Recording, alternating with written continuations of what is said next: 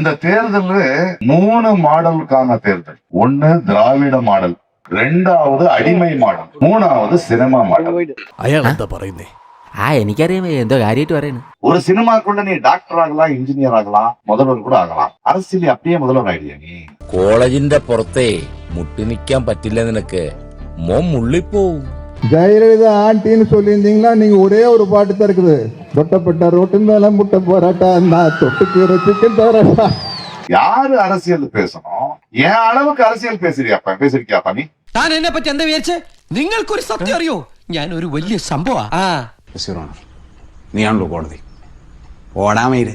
இந்த தலைவா பிரச்சனை வந்தப்போ கொடநாட்டில் போய் ஜெயலலிதா மேடத்தை பார்க்கறதுக்காக நின்று, அம்மா அம்மா ரொம்ப மன்னிச்சுக்குங்கம்மா, எப்படியாச்சும் எங்கள் தலைவா படத்தை ரிலீஸ் பண்ணி விடுங்கம்மா அப்படின்னு பேசினார் இல்லைங்களா? உங்க மேல மக்கள் வச்சிருக்கிற நட்பு, அன்பு, திறமைக்கு அரசியலுக்கு இல்ல. அதுக்கப்புறம் நம்ம மேடையில வந்து நான் ரெடிதான் வரவா வரவா அதெல்லாம் பாட முடியாது. இப்போ அரசியல் வரணும்னு அதுக்கு பயன்படுத்துவீங்களா? பாருங்க, நடிகனுக்கு ரொம்ப பிடிச்சா 3 வருடம் தொண்டையில விட்டு விசில் அடிக்கலாம், நாட கொடுக்க முடியாது.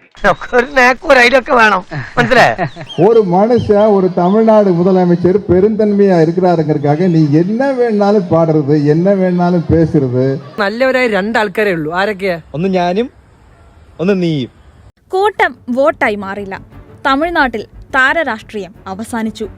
2019 നടൻ പ്രകാശ് രാജ് മനോരമ ന്യൂസിനോട് പറഞ്ഞ വാക്കുകളാണിത്. ആൾക്കൂട്ടം വോട്ടാകില്ല എന്ന് കമൽഹാസൻ പറഞ്ഞതും കഴിഞ്ഞ വർഷമാണ്. എന്നാ പിന്നെ നമുക്ക് സ്വന്തമായി തുടങ്ങുന്നതല്ലേ നല്ലത്? ഒന്നുമില്ല, ഇൻവെസ്റ്റ്മെന്റ് ഒന്നുമില്ലല്ലോ. നിന്റെ കയ്യിലല്ലേ ഏറ്റവും വലിയ ഇൻവെസ്റ്റ്മെന്റ് ഇരിക്കുന്നത്. ഇൻസൾട്ടാണ് മുരളി ഈ ലോകത്തിലെ ഏറ്റവും വലിയ ഇൻവെസ്റ്റ്മെന്റ്. ഏത് തോറ്റവനെയും ജയിപ്പിക്കുന്ന ട്യൂഷൻ. ഇതാണ് ആദ്യത്തെ അധ്യായം. കഥ ഇനിയാണ് ആരംഭിക്കുന്നത്.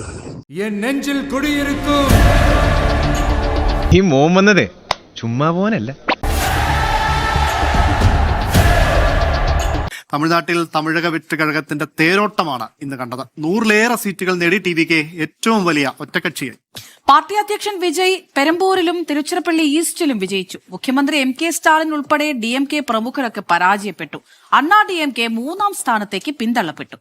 എക്സിറ്റ് പോളുകളെല്ലാം പിഴച്ചു. പ്രമുഖ രാഷ്ട്രീയ നിരീക്ഷകരുടെ എല്ലാം പ്രവചനങ്ങൾ അടിമുടി തെറ്റി. താരാരാധന വോട്ടാകുമായിരുന്നെങ്കിൽ കമൽഹാസനും സാക്ഷാൽ രജനീകാന്തിനും വരെ അടിപതറുമായിരുന്നില്ല.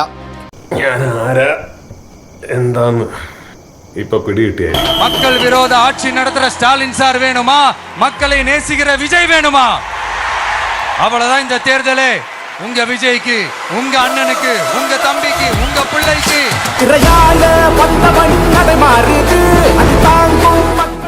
ഈ സിസ്റ്റത്തിന്റെ യഥാർത്ഥ ശക്തി വലിയ റാലികളിലോ വൻ പ്രസംഗങ്ങളിലോ പ്രഖ്യാപനങ്ങളിലോ മാത്രമായിരുന്നില്ല. അത് ബൂത്ത് തലത്തിലുള്ള പ്രവർത്തനം, പ്രാദേശിക നേതൃ സംവിധാനം, ഡിജിറ്റൽ ആശയവിനിമയം, സിനിമയിലൂടെ രൂപപ്പെട്ട വൈകാരിക ബന്ധം എന്നിവയിലൂടെയുമായിരുന്നു. ഈ ഘടകങ്ങൾ ഒറ്റയ്ക്കൊരിക്കലും വലിയ ശക്തിയാകില്ല. എന്നാൽ ഇവ ഒരുമിച്ചാൽ അതൊരു ഹൈബ്രിഡ് രാഷ്ട്രീയ മോഡലായി മാറും.